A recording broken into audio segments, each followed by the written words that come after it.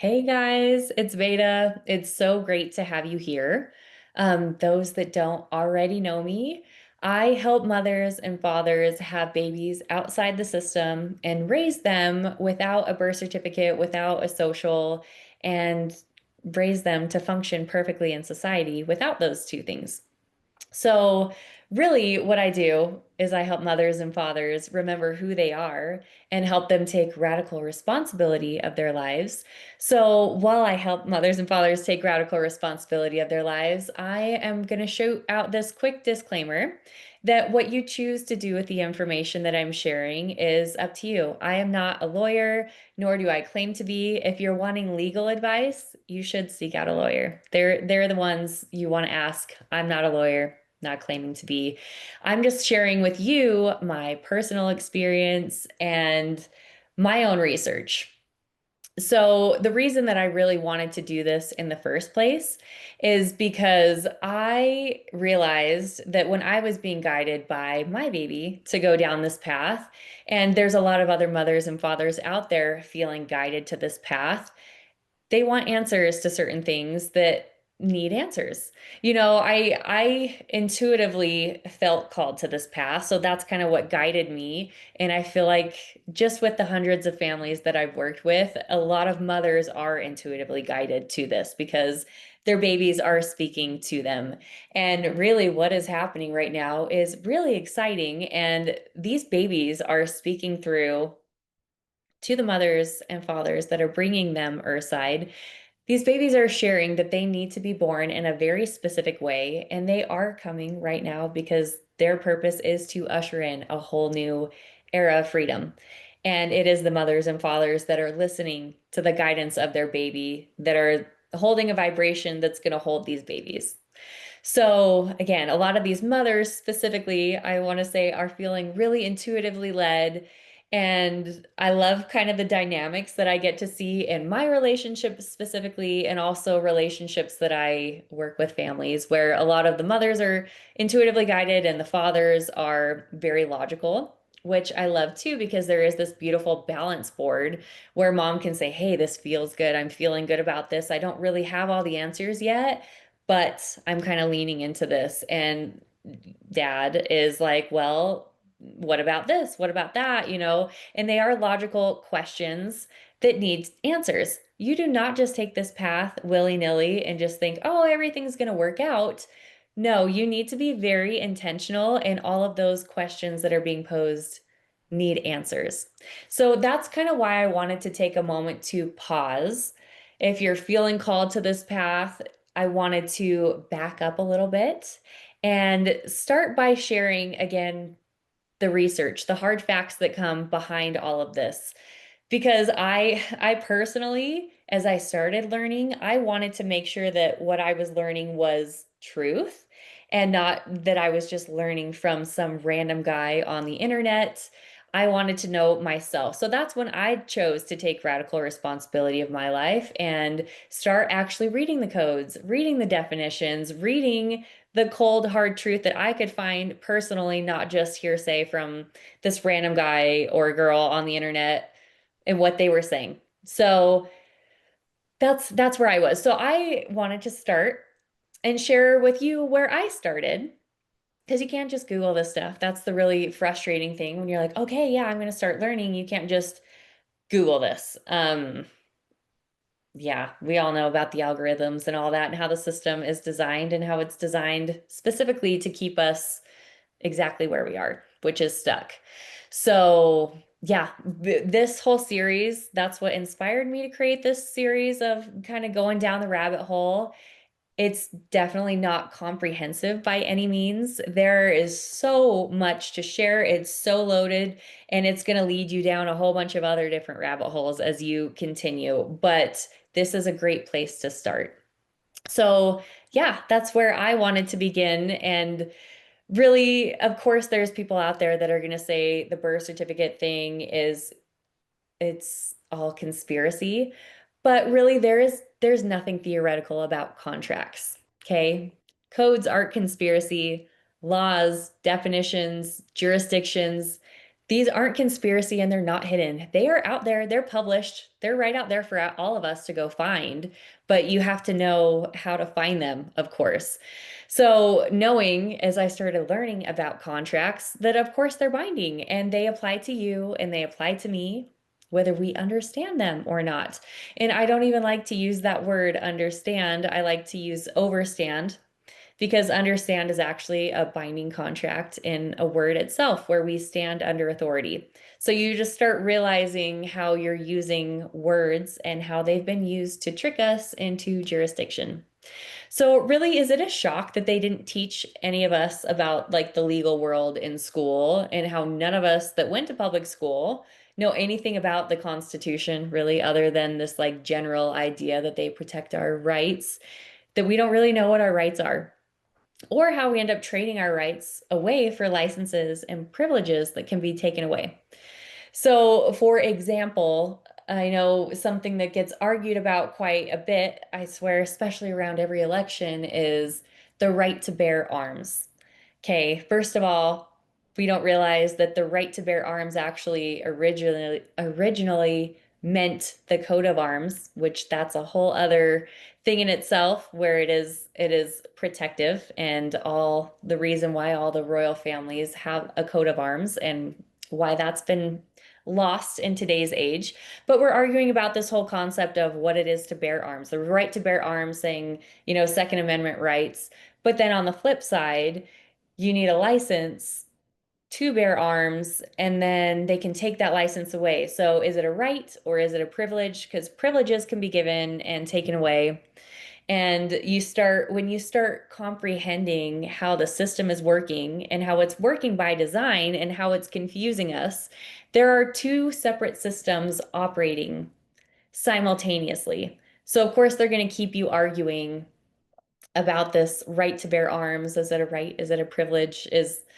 All of that stuff. But when you know the game board, it all starts to make sense. So I want to begin with something it's hidden in plain sight. Okay.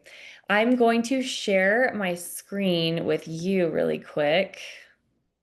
Let's see, share screen. Okay, so right here, what we're looking at is the Code of Federal Regulations. And so it's 20 CFR 422.104.4, who can be assigned a social security number. So I'm sure all of us that got social security numbers, our parents, when they got them for us, just assumed, everyone gets one. They didn't really think about it. You just need one to function in society. That's really kind of all you know about it. I'm sure they all just assumed that we all were, United States citizens. We qualify, but never do we actually like look at the actual substance of it. So we're gonna slow down and look at it right now. So 422.104, who can be assigned a social security number? Persons eligible for a social security number assignment. We can assign you a social security number if you meet the evidence requirements in section 422.107 and you are a United States citizen or an alien lawfully admitted to the United States for permanent residence or under authority of law permitting you to work in the United States. Section 422.105 describes how we determine if you're a non-immigrant alien, if a non-immigrant alien is permitted to work in the United States, or an alien who cannot provide evidence of alien status showing lawful admission in the US, or an alien with evidence of lawful admission. Anyway, blah, blah. So I'm just going to go down kind of the basics really quick here. And I just want to start really quick with this persons. You start realizing how the legal world and the legal world works, and how a legal document is. So before you start reading a legal document, when you start doing this now, because now is going to be the beginning of your journey, a lot of times you'll start realizing that the beginning of legal documents have definitions on what those words specifically mean within the context. So, like in a legal document, they could put these top definitions saying like paperclip or something, and we're all thinking a paperclip means, like a paperclip, like metal that is bound, bent and clips papers. But they could put paperclip means uh, a pen with blue ink, and that's the definition. So throughout this whole document, when they're referring to paperclip, we're thinking paperclip, and no, what it really means is a pen with blue ink because they've defined the term. So really, really defining terms and knowing what they mean is going to be really important. So you start understanding why they say something like persons. Because in this particular sentence, if you know basic grammar, this sentence would make more sense to say people eligible for Social Security number assignments, where it actually says persons. And why does it say persons? I'm going to get back to that in just a second. I want to go to the most obvious thing here that we're all missing and didn't even realize. So we can assign you a social security number if you meet the evidence requirements in section 422.107. So you is highlighted as a definition. So of course, we're all just thinking like you and me. No, let's find out what you means. So, according to this definition, you means an individual who owes a debt to the United States within the scope of this subpart. So, if you look at the scope of this subpart, every single one of the U's, and I challenge you to go look this up, every single one of those U's means an individual that owes a debt to the United States. So, I need to know how a baby that's just brought into the world can possibly qualify for a social security number, and how do they owe a debt to the United States the moment they're born? Well, we made a contract. We signed a contract that made us owe a debt to the United States. So I just want to leave that basis there for a second. Now we're going to move on to yeah, I mean, again, here. What's really interesting actually about this is you click on United States, particularly in this one, and nothing shows up. So you got to go out of your way to look at what a United States citizen is. And we're all thinking like we've all grown up thinking, I'm United States citizens. We're all really proud. That's something to be really proud of. Well, it doesn't mean what you think it is. We're all thinking we were born on in a one of the 50 states, we're United States citizen, but um looking up this definition here on 15 USC section 4724E1. Okay, I'm getting my tongue twisters here. So United States business. The term United States business means a United States citizen, a corporation, partnership, or other association created under the laws of the United States or of any state, including the District of Columbia, or any Commonwealth territory or possession of the United States, or a foreign corporation, partnership, or other association, more than 95% of which is owned by persons described in subparagraph A and B. So, a United States citizen is a United States business. So, how many of you watching this right now knew that when you were claiming to be a United States citizen, that you were claiming to be a United States business? I certainly didn't know that when I started my journey. So, that was a big surprise for me, what that meant. Yeah. So, moving forward, I wanted to now look into the definition of person. Like we were talking about, we think, oh, we think we're persons eligible. You start realizing that all sorts of words are commercial words. And you'll start noticing when you go to the swimming pool or when you're in an elevator that that they say persons, like the maximum amount of persons, because that is a commercial term. It would make more sense to say people because the original written constitution is for we the people, which are men and women. So they specifically don't use people because men and women can't be owned, but persons can. So only persons are eligible for social security numbers.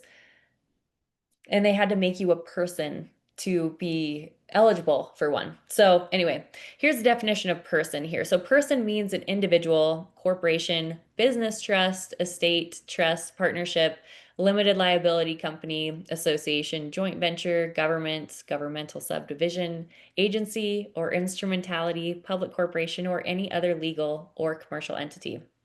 I certainly did not know before I started this path that a person could mean a business, that a person could mean an entity, and how they create an entity out of us and call us a person, and just how we've been tricked.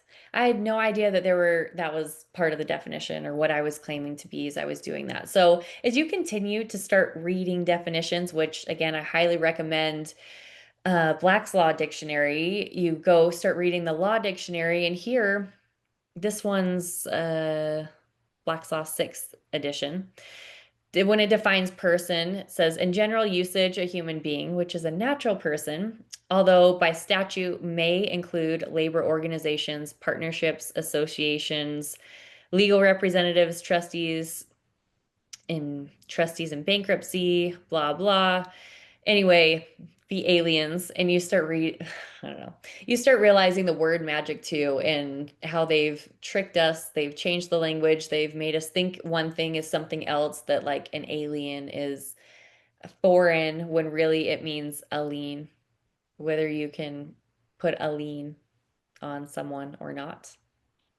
Um, but yeah, it goes through commercial law. So corporation's a person, foreign government is a person, illegitimate child is a person. And then you start learning, and we'll go into this later as we continue, why on the birth certificate contract they want mother's maiden name and not her married name, and what makes an illegitimate child and who becomes the father. Yeah. Anyway, I'm gonna go through to also this definition. Again, this one's fourth, which I thought was kind of interesting. Person. Okay, person. A man considered according to be, oh my gosh, let me read. Okay, a man considered according to the rank he holds in society, with all the right to which the place he holds entitles him. So you start realizing there is a ranking for persons too, and the way that we write the name shows us the rank or shows us status. So, yeah, it can include natural and usual signification includes men as well as women. I'm so like, man, feeling dyslexic right now as I'm like on the spot trying to read. Anyway, the term may include artificial beings as corporations. So there you have it. Again, artificial beings that a lot of us didn't realize. Persons are of two kinds, natural and artificial. So yeah, when they say persons, which one are they referring to? Of course, they don't want you to know as they just say person, they want you to assume something. So anyway, yeah, that's where you start going down the whole concept of, gosh, definitions. Start reading definitions. And honestly, as you start reading, go like literally opening a Black's Law Dictionary. And just as I showed you, they're free online. You can get free PDF versions online. And then you'll get pulled aside with how many definitions where you're like, I thought it meant one thing, certainly doesn't in the legal world. So now I want to kind of move on to something that you've seen your whole life, which is your name. So you'll start noticing that on government documents, they all appear in all capital letters.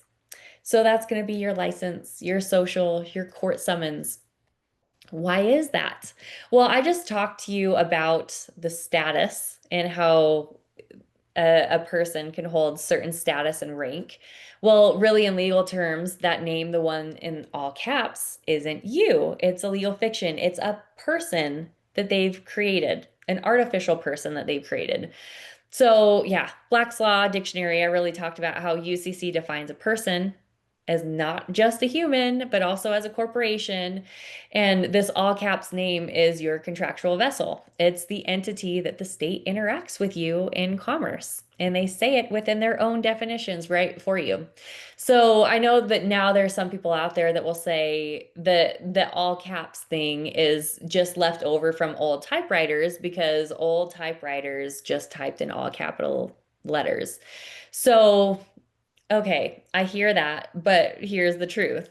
So while the earliest typewriters they used all capitals, lowercase keyboards were already widespread in the 1890s, and birth certificates didn't even become like standard amongst all states until 1933. 1933 is a really, really important and particular year. And as we go throughout the series, I'm really going to deep dive this particularly. But 1933 was when the United States restructured under bankruptcy. So you have to ask yourself, if we had lowercase printing technology decades before birth registration became federalized, then why do we still use all caps? I'm just gonna say it was never about it's all about jurisdiction and it's all about status. It's not by mistake, it's particularly by design. So I want to show you proof. Proof is in the pudding, and we'll go through that really this yeah, it's not just because they decided, hey, I want to do upper and I want to do lower. And once you're aware of this, you can't unsee it. Okay, so I want to give you an example with the royal family's birth certificates. Okay, so I'm gonna share my screen again here. Mm, come on, share screen.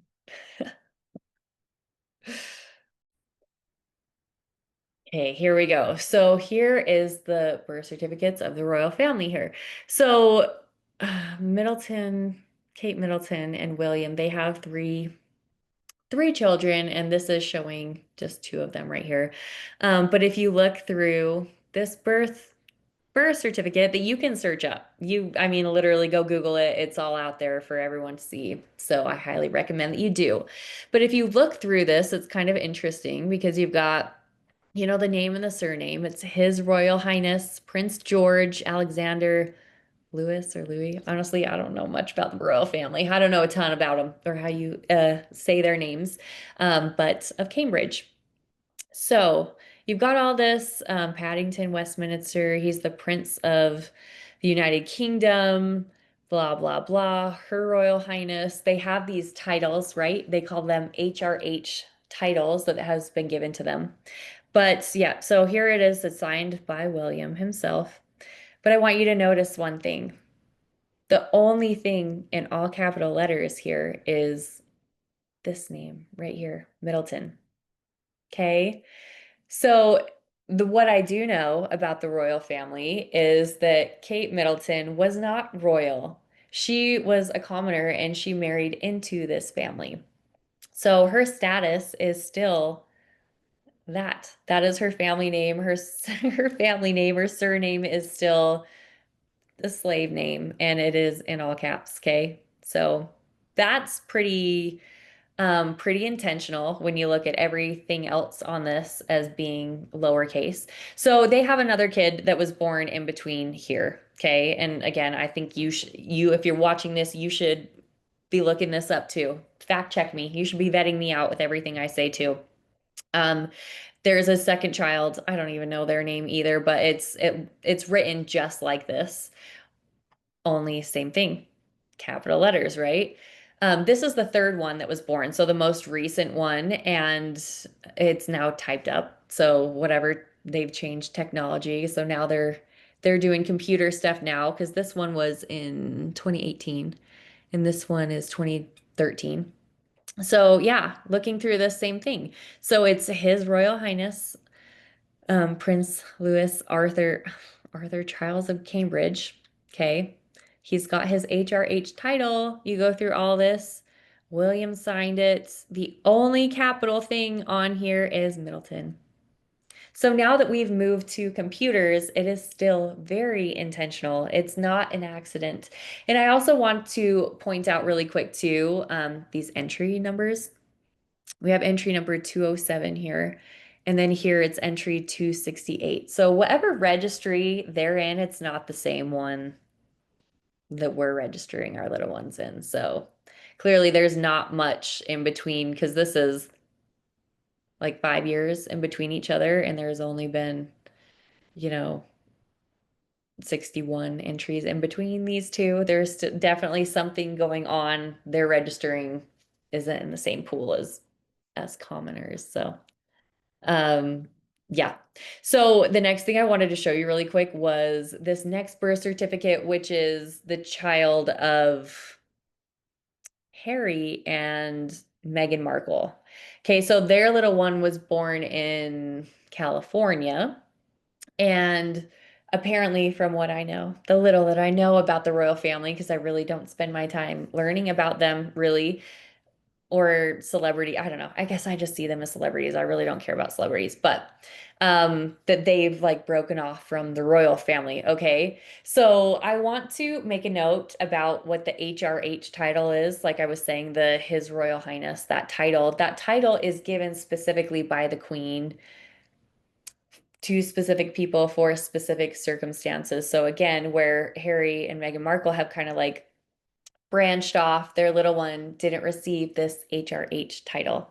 So on his birth certificate, his name is Archie Harrison Mountbatten Windsor. And if you'll notice, his last name is in all caps because he doesn't have the HRH title, and his status is clearly different than the His Royal Highness title. Looking out, everything else here is in lowercase, Harry, all of that, Princess of UK, blah, blah. But Markle, that is capitalized. So it's not a conspiracy that they are very intentional with the things they have capitalized and the things they have lowercase and what it means, what it's signifying. They know exactly what they're doing, okay? They know exactly what they're doing. So, yeah. And quickly too, real gosh, I already unshared my screen. Now I gotta find how to share it again. But um yeah, you'll notice too when you start doing your own research, looking this up on Archie's birth certificate, his entry number is 51. So, yeah, there's definitely something separate that they're doing that they know that we don't know. So, yeah, anyway, I thought that was really, really interesting. So it goes even deeper. So, according to 28 USC 3002, Section 15, now I am going to share my screen here. Let's see. Goodness. Sorry, guys. I am going to share my screen. Okay, so Section 3002, like I was saying. Section 15A, United States means a federal corporation, an agency, department, commission, board, or other entity of the United States or an instrumentality of the United States. So, yeah, there you have it. United States is a federal corporation. It's explicitly said, so you can't deny that there is a corporation running here. So then when I started researching a little bit deeper on where that corporation is located, you look at section 9-307 and you go down to H. Uh, where? Okay, here we go. The location of United States. The United States is located in the District of Columbia. So, while I was always thinking that the United States was the landmass, the 50 states. That's what I was claiming to be. or to be living. But then I started learning and realizing that there is a reason why the United States or the District of Columbia is not a state. It is a 10 square miles, never been designated as a state. So essentially, when you are identifying as a United States citizen, you are identifying as living in the District of Columbia. You're removing yourself from your sovereign state, and you are claiming to be a United States business and an employee to that United States business. So they've really done a number on how they've pulled us out of where we are and who we are and identifying as something that we had no idea what we were identifying as. And I'm going to go into this a little bit deeper as we continue, but when we identify as anything other than a man or a woman, we're diminishing ourselves. So I'm going to just throw that out there too, this posing posing a thought, I guess, on how there is an agenda when they want you to be identifying as anything other than a man or a woman, because then you're removing your status and who you are and diminishing underneath their titles as something anything other than man. Because I mean, I don't even want to get into like man and woman. We are all man, okay? We are created by the creator. We are all man. So anytime we identify as anything other than man, we remove our rights. We give them up. So anyway, so you start realizing that we're not in a republic. We're operating as a corporation. And so you have to start thinking, what kind of relationship does the corporation have with you? It's a customer service provider, it's a debtor and creditor. It's really everything is commerce. So as we continue, we start realizing with the commercial system that, like all corporations, the United States government actually has a credit profile. So the IRS has a DUNS number, the Department of Justice has a DUNS number, the FBI has a DUNS number. Even your local courthouse, you guys, has a DUNS number. So a DUNS number, if you don't know what one is, it's issued by Dun and Bradstreet, and it's a private business rating agency. And they track companies operating in the commercial realm. So the United States government actually has a Duns and Bradstreet number. So I'm also going to show that to you here. Share my screen really quick. Okay, so here we are, the Duns and Bradstreet website. If you want to look this up yourself, I highly recommend you do. It's dnb.com. Yeah, so governments of the United States. So you start scrolling down, they're doing business as U.S. government. Company description: the U.S. government is headed by the president, who, along with the vice president, is elected for a 4-year term, blah, blah, blah. The key principal is Donald John Trump. So, anyway, there you have it. We're doing business as the United States government. So, yeah.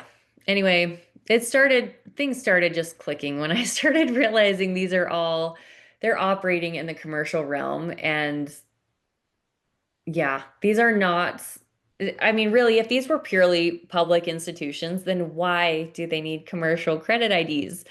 Well, it's because they aren't operating solely as governments. They're operating as corporations conducting business.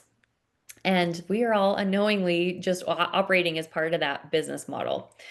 So, yeah. So essentially, moving into the UCC, the Universal Commercial Code, that's where all of this kind of comes in. It's essentially the national rule book for commerce. It's what kind of where the definitions that I've already been showing you throughout this first episode.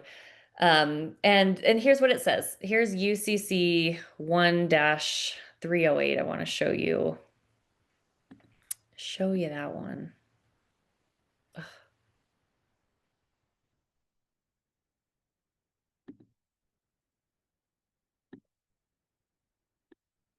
So, yep. So, section 1-308 Performance or acceptance under reservation of rights. So a party that with explicit reservation of rights performs or promises performance or assents to performance in a matter demanded or offered by the other party does not thereby prejudice the rights reserved.